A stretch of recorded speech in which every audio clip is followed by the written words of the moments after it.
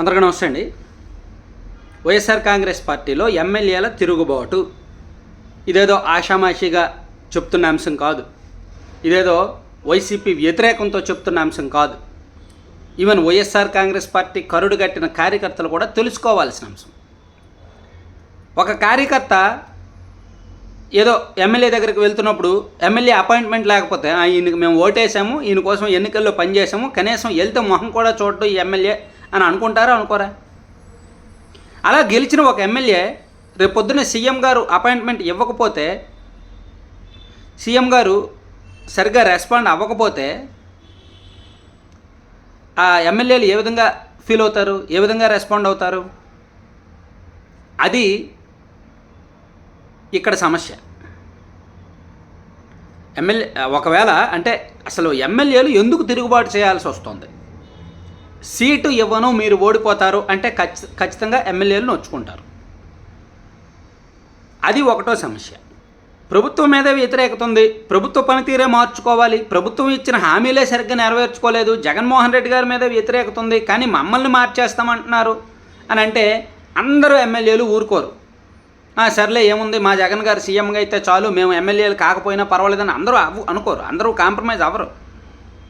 కొంతమంది ఖచ్చితంగా ఆత్మాభిమానం దెబ్బతింటుంది, కొంతమంది ఖచ్చితంగా ఈగో దెబ్బతింటుంది, కొంతమంది ఖచ్చితంగా రివర్స్ అవుతారు. ఆ పరిస్థితి ఇప్పుడు వైసీపీలోకి వచ్చింది. పనితీరు బాగోకపోతే ఒక 1 year నుంచో 2 years ముందు నుంచో అలర్ట్ చేయాలి, పర్సనల్గా పిలిపించాలి, అపాయింట్మెంట్లు ఇవ్వాలి, చెప్పాలి, సర్వే రిపోర్ట్ ఇవ్వాలి, బాబు నీ పనితీరు బాగోలేదు, నువ్వు ఇలా చేస్తున్నావు, పనితీరు మార్చుకోవయ్యా, లేకపోతే సీట్ ఇవ్వను అని చెప్పి 2 సంవత్సరాల కిందటే చెప్తే ఎమ్మెల్యేలు ఖచ్చితంగా అలర్ట్ అవుతారు. అలా కాకుండా గడప గడపకు మన ప్రభుత్వం అనే ప్రోగ్రాం మీద రివ్యూ పెట్టడం, ఇదిగో మీరు ఎన్ని వాళ్ళు తిరిగారు, మీరు ఇన్ని రోజులు తిరిగారు, మీరు ఎక్కువ తిరగట్లేదు కాబట్టి మీకు టికెట్ ఇవ్వను అంటే గడప గడపకు మన ప్రభుత్వంలో ఎక్కువ రోజులు తిరిగిన వాళ్ళకి ఏమైనా టికెట్ ఇచ్చారా? బాచిన కృష్ణ చైతన్య గారు ఎక్కువ రోజులు తిరిగారు, ఆయనకి ఏమైనా టికెట్ ఇచ్చారా, సీట్ ఇచ్చారా? రావు రామనాథం బాబు గారు ఎక్కువ సార్లు తిరిగారు, ఆయనకి ఏమైనా సీట్ ఇచ్చారా? సో గడప గడపకు మన ప్రభుత్వంలో తిరిగిన ఎమ్మెల్యేలకు లేదే.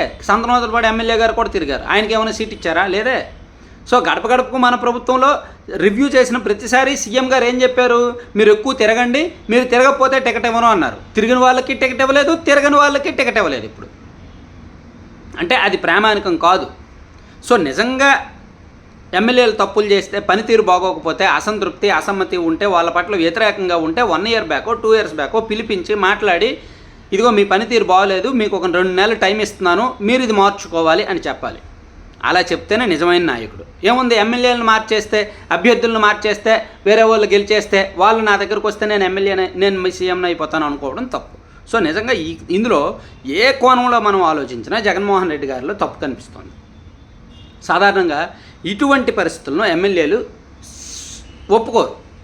టికెట్ ఇవ్వను అంటే ఏ ఎమ్మెల్యే కూడా ఒప్పుకునే పరిస్థితి ఉండదు. ఏదో కొద్దిమంది కాంప్రమైజ్ అయితే అవుతారు తప్పనిసరి పరిస్థితుల్లో, కానీ చాలామంది రివర్స్ అవుతారు. ఇప్పుడు వైసీపీలో అదే పరిస్థితి వచ్చింది. గత వారం రోజుల నుంచి కూడా వైఎస్ఆర్ కాంగ్రెస్ పార్టీలో చాలామంది ఎమ్మెల్యేలు బెంగళూరులోను, హైదరాబాద్లోను ఎక్కడికక్కడ మీటింగులు పెట్టుకుంటున్నారు, జిల్లా కేంద్రాల్లోనూ ఎక్కడికక్కడ మీటింగులు పెట్టుకుంటున్నారు. ఏంటి, టికెట్ ఇవ్వకపోతే మనం ఏం చేద్దాం, టికెట్ ఇవ్వకపోతే మనం ఏం చేద్దామనే ఆలోచనలు చేస్తున్నారు. సో చాలామంది, కొంతమంది ఏమో కాంగ్రెస్ పార్టీతో టచ్లోకి వెళ్తున్నారు, టీడీపీలోకి వెళ్ళలేని వాళ్ళు కాంగ్రెస్తో టచ్లోకి వెళ్తున్నారు. కొంతమంది టీడీపీలో మీరు మాకు టికెట్ ఇవ్వకపోయినా పర్లేదు, మేమైతే వస్తాము, మాకు వైసీపీలో అవమానం జరిగింది అంటున్నారు. 42 మంది లెక్క తేలింది. వైఎస్ఆర్ కాంగ్రెస్ పార్టీ దాదాపుగా 82 మందిని మార్చాలనుకుంటోంది, సిట్టింగ్ ఎమ్మెల్యేలను ఇన్ఛార్జీలను కలిపి. అందులో 42 మంది పక్క చూపులు చూస్తున్నారు ఆల్రెడీ. ఎందుకంటే ఎమ్మెల్యేలు అందరికీ ఆల్రెడీ సమాచారం వెళ్ళిపోయింది. సో అందుకే జగన్మోహన్ రెడ్డి గారు కూడా అలర్ట్ అయ్యి, ఎందుకంటే టికెట్ ఇవ్వకపోతే వాళ్ళు పార్టీలో ఉండి పార్టీ కోసం పనిచేస్తే పర్లా, టికెట్ ఇవ్వలేదు కదా అని చెప్పి వాళ్ళు పార్టీ నుంచి బయటకు వెళ్ళిపోతే అది చాలా నష్టం చేస్తుంది. ఆ నష్టం పూడ్చుకోవడం పార్టీకి కష్టమవుతుంది. సో అదే ఇక్కడ వైసీపీకి సమస్య. సో ఈ ఎమ్మెల్యేల తిరుగుబాటు కారణంగా ఒక్కొక్క నియోజకవర్గంలో మినిమం 10,000 ఓట్లైనా సరే కోల్పోయే ప్రమాదం ఉంటుంది. ఎంత లేదన్నా ఒక ఎమ్మెల్యేకు వ్యక్తిగత పర్సనల్ ఓటింగ్ 10,000 అయినా ఉండదంటారా? ఆ 10,000 ఓటింగ్ పోతే పార్టీకి మైనస్సే కదా. సో కొంతమంది బలమైన ఎమ్మెల్యేలు కూడా ఉంటారు. సో వాళ్ళు రెబల్గా వేస్తే ఇంకా ఎక్కువ ఓట్లు లాక్కుంటారు, వైసీపీ ఓట్లు చీల్చేస్తారు. సో ఆ భయం వైసీపీని వెంటాడుతోంది. నిజంగా పార్టీలో ఎమ్మెల్యేలను మార్చాలి అంటే ప్రొసీజర్ ఇది కాదు. పిలవాలి, పిలిపించి మాట్లాడాలి, పిలిపించి సెట్ చేయాలి, అపాయింట్మెంట్లు ఇవ్వాలి, ఖచ్చితంగా కొన్ని అవకాశాలు ఇవ్వాలి. 1 సంవత్సరం ముందు నుంచో 2 సంవత్సరాల ముందు నుంచో 2-3 నెలలకు ఒకసారి అపాయింట్మెంట్లు ఇవ్వాలి.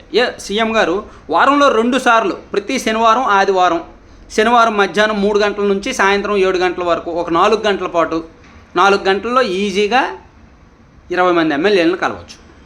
అలా వారంలో శనివారం ఆదివారం పెట్టుకుంటే 40 మంది ఎమ్మెల్యేలతో మీటింగులు పెట్టేయచ్చు. అలా చేస్తే బాగుండేదిగా. ఒక్క ఎమ్మెల్యేతో 10 నిమిషాలు మాట్లాడితే సరిపోయేదిగా. కానీ అలా చేయలే. అస్సలు ఎన్నాళ్ళు కూడా అపాయింట్మెంట్లు ఇవ్వాలి. అదే ఇప్పుడు వైసీపీని ఇబ్బంది పెడుతోంది.